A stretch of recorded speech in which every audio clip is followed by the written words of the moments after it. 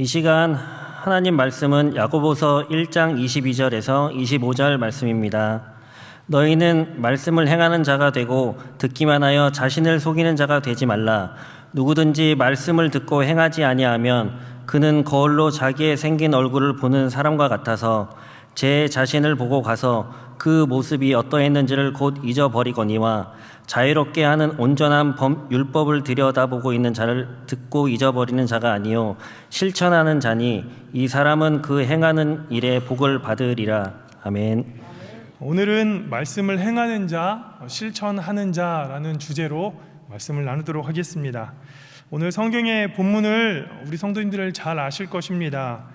무엇보다도 우리의 믿음은 행동으로 옮길 때 그 진리가 또 그 가치가 발휘하는 것이죠. 그래서 우리가 이 신앙을 멈추지 않고 실천하는 그 신앙의 그 중요한 정신, 근간이라고 오늘의 이 주제의 말씀을 볼 수가 있습니다. 오늘 야고보서 1장 22절 말씀을 먼저 읽고 시작해 보겠습니다. 너희는 말씀을 행하는 자가 되고 듣기만 하여 자신을 속이는 자가 되지 말라. 아멘. 오늘 이 말씀은 우리에게 매우 중요한 말씀입니다. 우리가 말씀은 듣되 잘 행하지 않고 있습니다. 그래서 스스로를 속이는 자가 되고 있다라고 성경은 말하고 있습니다. 요즘은 어디서나 쉽게 말씀을 들을 수가 있습니다. 그러다 보니까 성경의 진심을 받아들이기가 매우 어려운 시대가 됐습니다. 우리 성도님들 유튜브 다들 잘 활용하실 텐데요, 휴대폰으로 그냥 좋아하는 목사님 어디 교회 검색하면 말씀이 주르르르 쏟아집니다. 이제는 귀로만 듣고 또 정신적으로만 만족하는 시대가 돼버렸습니다. 그러다 보니까 우리가 이러한 말씀을 들으면서 어쩌면 우리는 스스로를 속이고 있는 자기 기만에 빠져 있을지도 모르겠습니다. 그래서 오늘 성경이 다음과 같은 예로 우리에게 말씀합니다. 23절과 24절의 말씀을 함께 보시면 누구든지 말씀을 듣고 행하지 아니하면 그는 거울로 자기의 생긴 얼굴을 보는 사람과 같아서 제 자신을 보고 가서 그 모습이 어떠했는지 곧 잊어버리거니와. 사람들이 거울로 자신의 얼굴을 봅니다. 여러분들의 얼굴 잘 기억나세요? 오늘 아침에 거울을 보시고 또 화장도 하시고 머리도 빗고 옷도 단정하게 입고 오셨는데 현재 우리의 모습을 조금은 잊으셨을 겁니다. 말씀을 듣는 일은 이 거울을 보는 거와 같다라고 말씀합니다. 우리가 거울을 자주 보면서도 집을 나서기 전 화장을 하면서 또 식사를 하고 난 뒤 그리고 말씀을 들으면서 내 모습을 비춰봅니다.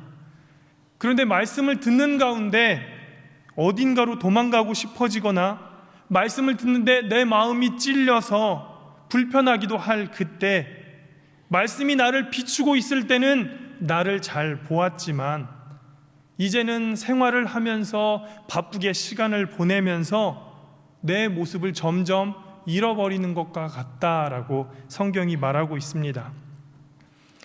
우리가 말씀을 들으면서 내 연약함이 드러나고 내 신앙의 부끄러움이 드러나고 때로는 그것이 두렵게 나타나면서 우리는 내 마음에 반응하기 시작합니다. 내가 이대로 살면 안 되겠다. 내가 변화되어야 되겠다. 결단을 하면서 우리가 말씀을 실천하겠다라는 의지를 하게 됩니다. 그런데 오늘 24절의 말씀처럼 제 자신을 보고 가서 그 모습이 어떠했는지를 곧 잊어버리거니와 그렇게 말씀하고 있는 것처럼 우리가 스스로의 신앙을 잊어버리게 된다라고 말합니다. 설교를 들을 때는 감동이 오고 깨달음이 오기도 하는데 금세 잊어버립니다. 보통 목사님들이 주일 설교를 하실 때 말씀의 제목도 본문도 그때는 기억을 합니다. 그런데 예배가 끝나고 집으로 돌아가시면 내가 어떠한 말씀을 들었는지 다 잊어버립니다. 물론 기억하면 좋겠지만 대부분이 잊어버리신다는 거죠. 말씀을 들을 때는 모두 다 아멘, 순종하겠습니다 라고 말씀하시지만 그때가 지나면 기억하지 못하고 있습니다. 이럴 때 우리 성도님들 위로 차원에서 그게 정상입니다 라고 말하고 싶지만 기억하는 게 더 정상일 것 같습니다. 아멘이시죠? 아멘입니다. 그래서 이렇게 우리가 기억이 나지 않으니까 실천하지 못하는 거예요. 그럼 성경의 말씀처럼 내 자신을 속이는 자가 되고 만다라고 말합니다. 우리 성도님들 오늘 어떻게 집에 돌아가셔서 오늘의 말씀이 하나도 생각 안 나고 어쩌면 거울 얘기만 떠오를지도 모르겠습니다. 그래서 거울을 보면서 무슨 말씀 했더라? 내 얼굴, 오늘 얼굴에 뭐가 묻었네. 거울아 이 세상에서 누가 제일 예쁘니? 그렇습니다. 그런 말들만 떠오를지도 모르겠어요. 우리가 말씀을 잃어버린다면 어떻게 실천할 수가 있겠습니까? 말씀을 듣고 잊어버리면 이 반복되는 제자리 걸음의 신앙은 늘 항상 우리와 함께 할 겁니다. 그래서 야고보서 2장 17절에 이렇게 말씀합니다. 이와 같이 행함이 없는 믿음은 그 자체가 죽은 것이라. 아멘. 따라 하겠습니다. 행함이 없는 믿음은 그 자체가 죽은 것이라. 아멘. 믿음이란 곧 행함이다 라고 말할 수 있습니다. 행함이 없는 믿음은 죽어버린 믿음이다라는 것. 독일의 희망신학자로 유명한 디트리히 본 회퍼 목사님은 이렇게 말씀했습니다. 순종하는 자만이 믿고 믿는 자들만이 순종적이다. 순종하는 믿음이 진정한 믿음이다 라고 이렇게 말씀했습니다. 그러니까 믿음과 순종은 분리할 수 없는 중요한 요소다라는 것. 우리가 신앙생활을 어느 정도 하다 보면 자주 발생하는 문제 때문에 처음에 순종해 보려고 노력을 많이 합니다. 그런데 예배 시간을 통해 말씀을 듣다 보니 말씀을 순종하기보다는 이제 듣고 그 지적인 말씀의 만족함에만 우리가 그저 그것이 다 됐다라고 그렇게 멈출 때가 많습니다. 점점 듣기만 하고 이제 우리의 신앙이 힘들다 보니까 말씀을 순종할 수 없다라는 그런 매너리즘에 빠질 수 있다라는 겁니다. 신앙생활을 열심히 해보려고 하니까 해야 할 일들이 너무나도 많이 있습니다. 우리 교회도 어떻습니까? 신앙생활 열심히 해보려고 하니까 자꾸 이것저것 시키는 게 많습니다. 교사도 해보세요. 찬양대도 해보세요. 봉사도 해보세요. 이제는 여성 목장도 해보시고 남성 목장도 해보시고 회장도 해보세요. 우리가 많은 신앙의 일들을 열심히 하려고 하다 보니까 왜 이렇게 웬걸 할 것들이 왜 이렇게 많습니까? 그런데 우리 성도님들께 부탁드리기는 많은 것들을 해보기보다는 할 수 있는 한두 가지를 실천할 수 있는 성도님들이 되셨으면 좋겠습니다. 그래서 우리가 말씀을 듣고 깨닫기로 내가 이번 주에는 이것만 해보겠다, 아니면 말씀을 듣고 내가 이러한 삶을 살아내보겠다, 그렇게 결단하는 시간 되기를 원합니다. 결국 우리가 살다가 지치면 자기 합리화에 빠지게 되어 있습니다. 내가 이것 때문에 어쩔 수 없이 못했어. 가정의 일들이 바빴어. 회사의 일들이 바빴어. 목사님이 이야기한 거 알지, 하지만 어쩌겠어. 생활이 바쁜 걸.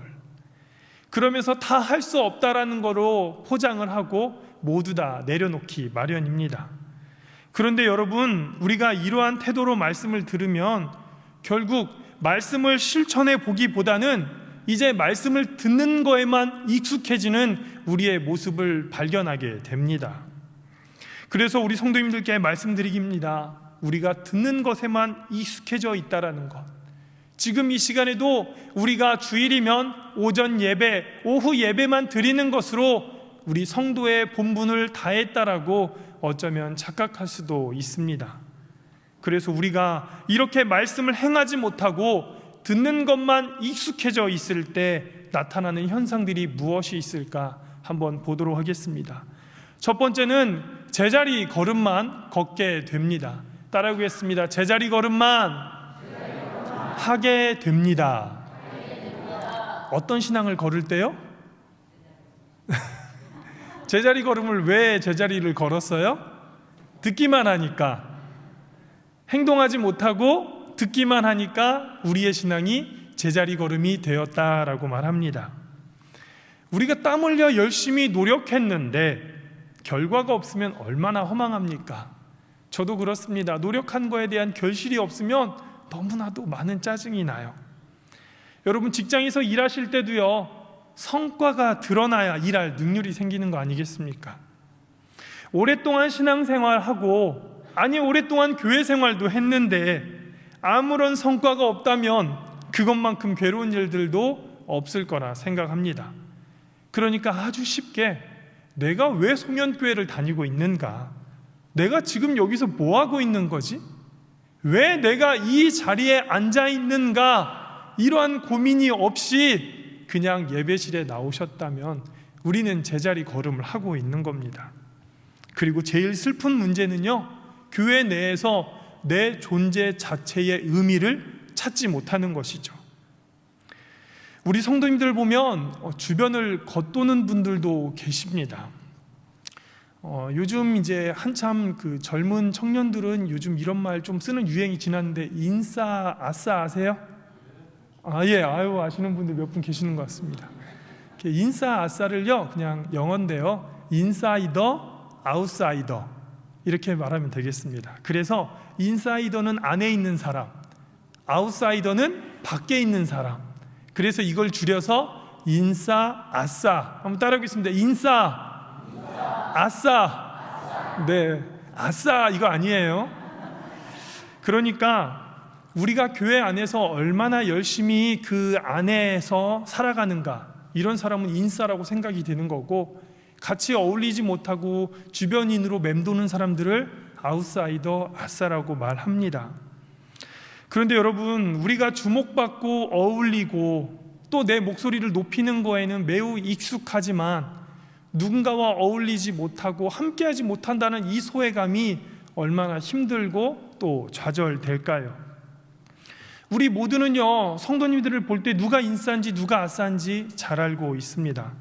물론 성격이 다 다르시고 또 자신의 있는 위치를 그냥 스스로 만족하실 수도 있습니다. 그런데 서로가 얼마나 끌어당겨주고 얼마나 함께하기에 노력하는지, 이 일들이 사실 매우 번거롭고 힘든 거 잘 알고 있습니다. 그런데 이런 것들을요, 목사인 저나 우리 성도님들이 한두 번 해보고 마지못해 몇 번 더 해보고 안 하게 된다면 그것은 결국 제자리를 걷는 것과 같다라는 겁니다. 제가 얘기하고 싶은 거는요, 우리가 제자리 신앙이 되지 않으려면 성경의 말씀처럼 행동해야 합니다. 내가 인싸라면 아싸들을 끌어당겨주고, 내가 아싸라면 인싸들이 조금만 움직여주는 행동들에 마음을 활짝 열고 함께 할 수 있는 그런 여유로움도 우리 서로가 모두 노력해야 될 교회의 모습이 아닐까 생각이 듭니다.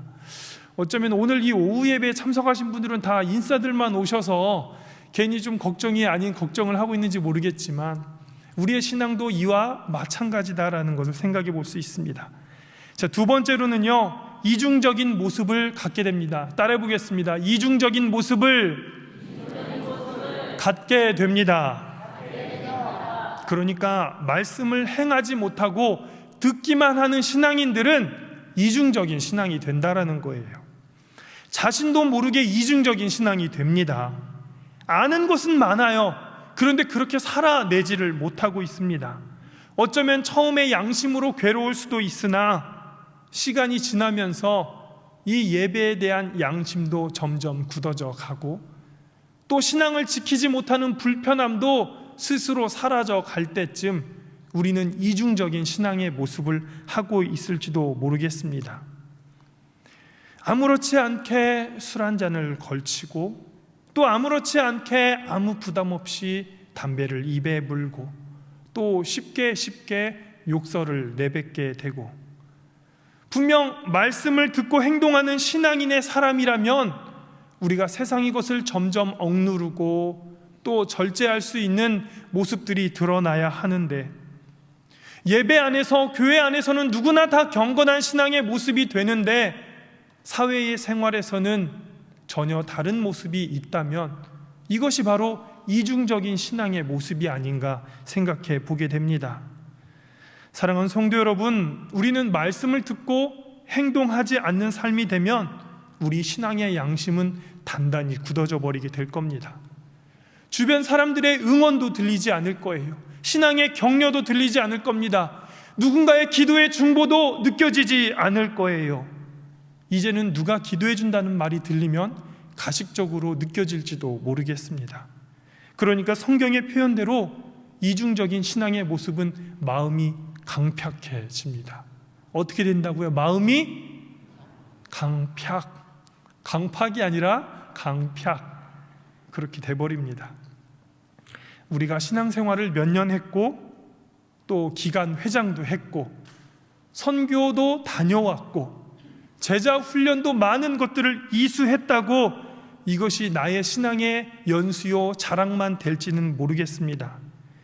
우리의 많은 신앙과 연수와 더불어 그에 맞는 영성, 그 실력을 나타낼 수 있는 성도들이 되시기를 축원드립니다.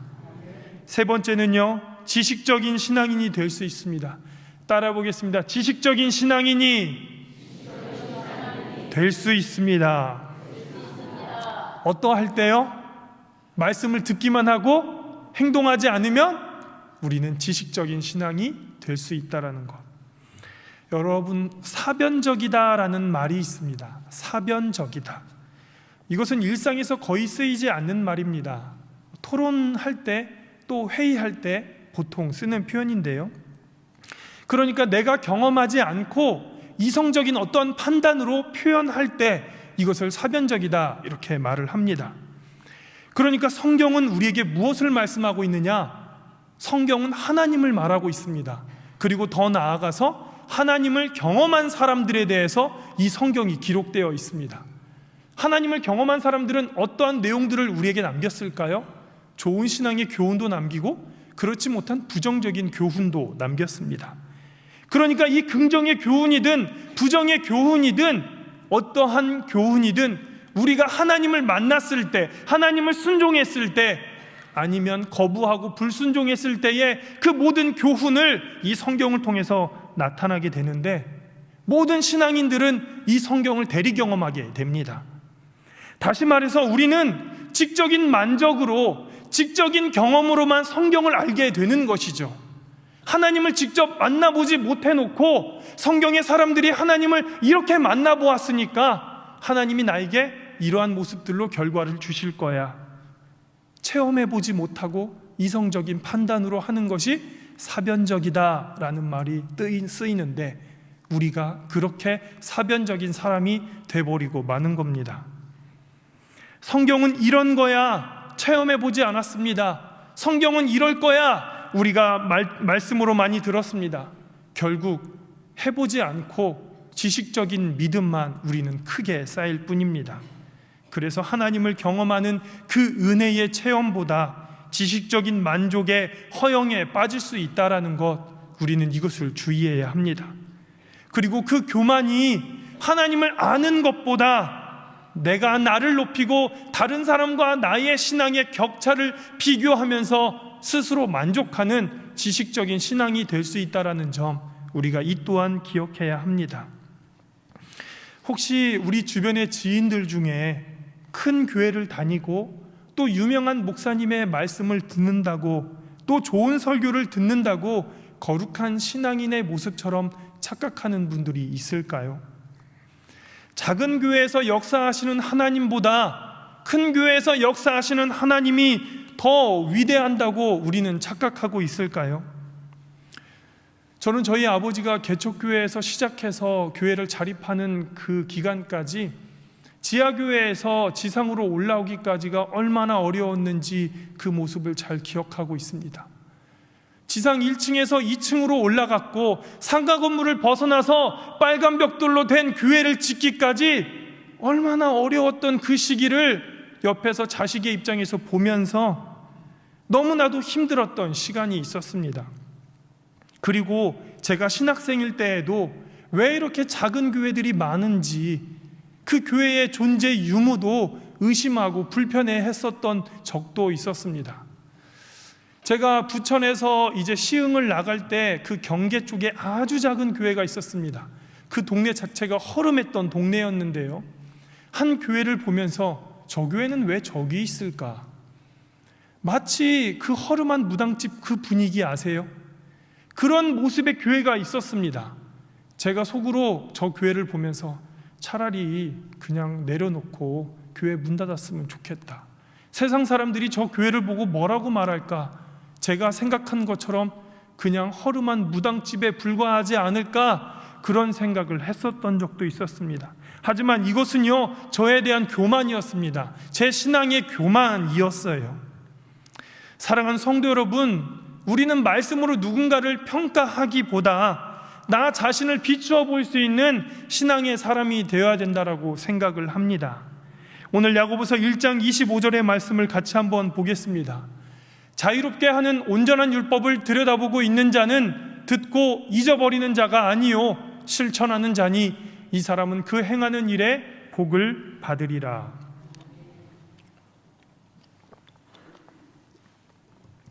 여기에서 온전한 율법이라는 말이 나오는데 이 온전한 율법은 복음을 말합니다. 하나님의 말씀인 그 복음은 우리를 자유롭게 합니다.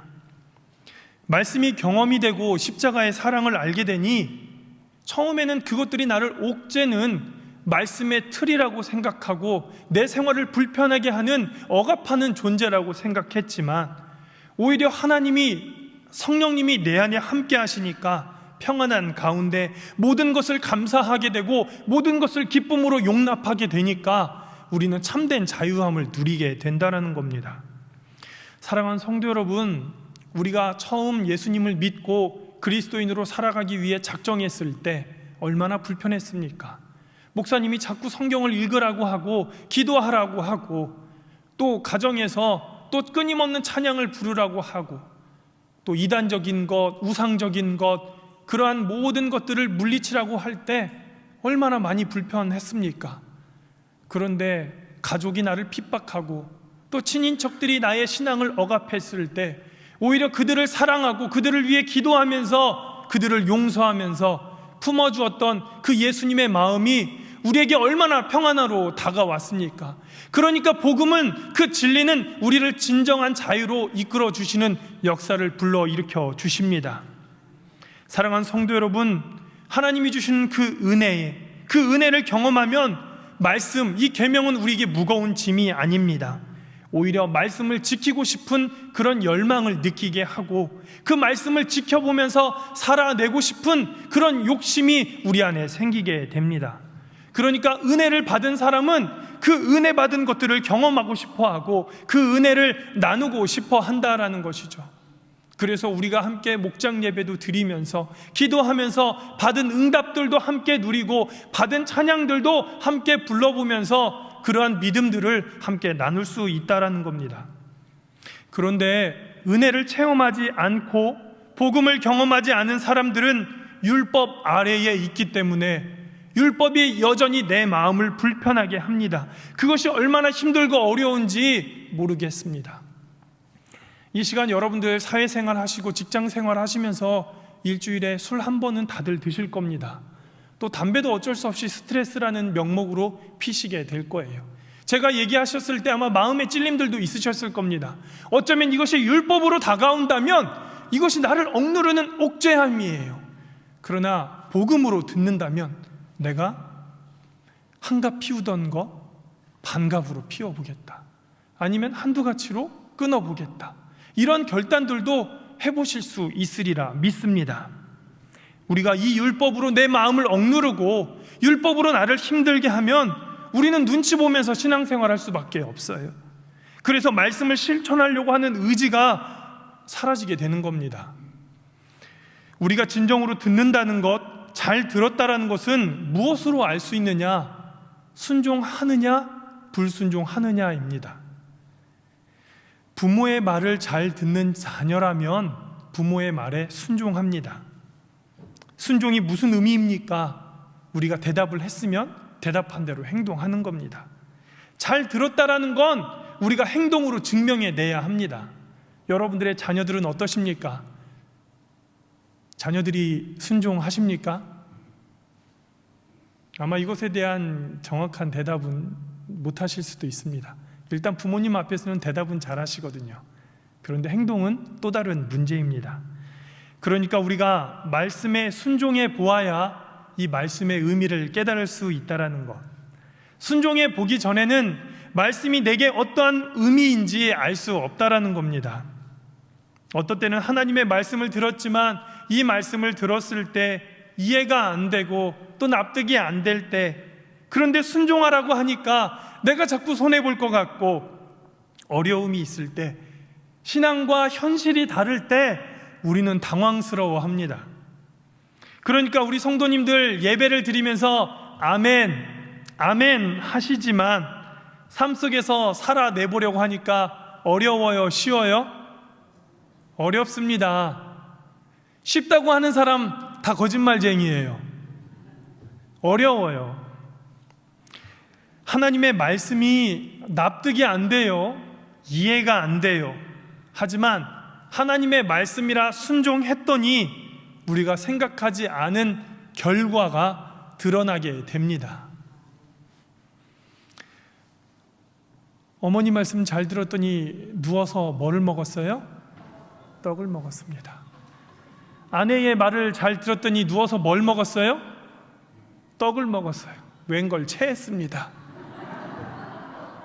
우리가 생각하지 못한 일들이 펼쳐집니다. 그러니까 여러분, 말씀을 들었더니, 말씀에 순종했더니 이러한 결과가 드러나는가? 순종의 진리가 여기에 있습니다. 하나님의 말씀을 우리가 순종해 보았을 때 그 말씀이 진리인 줄 믿으시기를 바랍니다.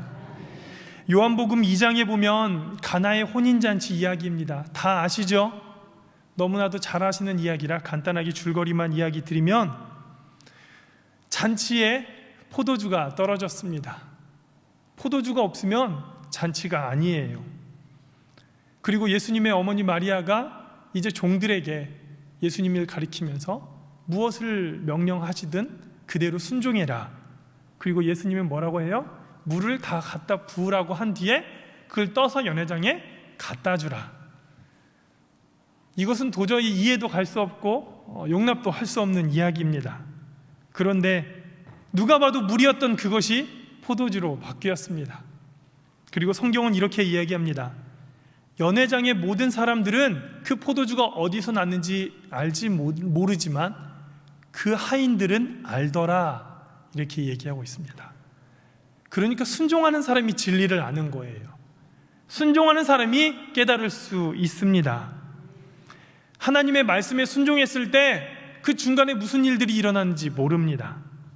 왜 하나님이 이 말씀을 내게 하셨고 왜 내가 이것을 순종해야 되는지 그 이유를 알지 못합니다. 하지만 그 결과를 보았더니 진리를 깨닫게 되었습니다. 사랑하는 성도 여러분, 머리로 이해하는 것과 몸으로 실천하는 것은 전혀 다른 문제인 것 같습니다. 말씀을 행동으로 옮길수록 더 심오해지고 더 풍성해지고 더 놀라운 일들이 우리 성도님들의 신앙 가운데, 삶 가운데 나타나기를 축원드립니다.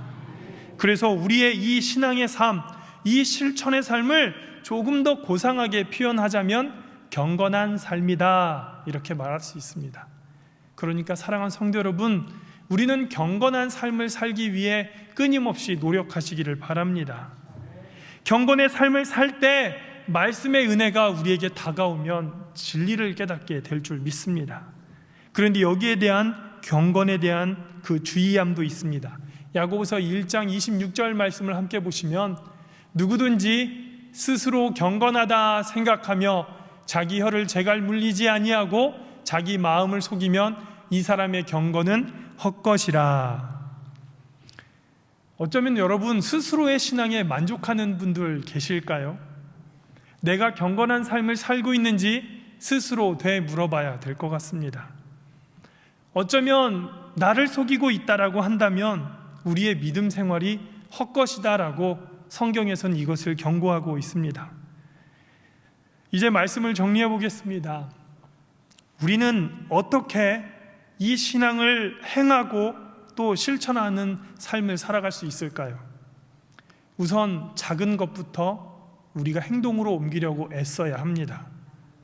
한 주에 한두 가지씩 우리가 노력해 보려고 해야 합니다. 여러분, 계획표를 세워 보셨을까요? 제가 요즘은 이제 계획표를 이제 글로 쓰지만 학생 때는요, 동그란 원 안에 시간표를 작성해서 빼곡히 작성을 합니다. 여러분 그 시간표들 많이 작성해 보셨을 텐데요, 그 시간표대로 살아보셨어요? 못 살았어요? 못 삽니다. 죽었다 깨어나도 못 살겠어요. 많은 각오와 계획은 우리를 지치게 할 뿐입니다.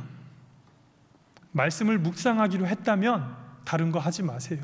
말씀만 묵상하세요. 아니, 주일날 우리에게 주셨던 하나님의 말씀만 묵상해 보세요. 그리고 찬양을 부르기로 결단했다면 많은 찬양 부르지 마세요. 딱 한 곡만 불러보세요. 오늘 우리 기도원 찬양대가 했던 땅끝에서, 이 찬양 얼마나 아름다운 찬양인지 저도 이 찬양을 처음 들었을 때 큰 감동이 있었고, 오랜만에 다시 이 찬양을 듣는데 많은 은혜가 느껴졌습니다. 그러니까 내가 찬양을 부르는 삶을 살아보겠다 그러면 딱 한 곡만 며칠 동안요? 일주일 동안 불러보세요. 그리고 한 사람을 사랑하기로 했다면 다른 기도 하지 마시고 그 사람 기도만 하세요. 미운 사람 딱 한 사람만 정하세요. 주변을 보십시오. 누가 있는지, 누가 미운지, 누가 제일 미워요? 네, 그 사람만 위해서 기도하십시오. 여러분, 일주일이라는 시간은 매우 짧습니다. 말씀을 따라 행하고 실천하는 것 너무나도 어려운 일이에요.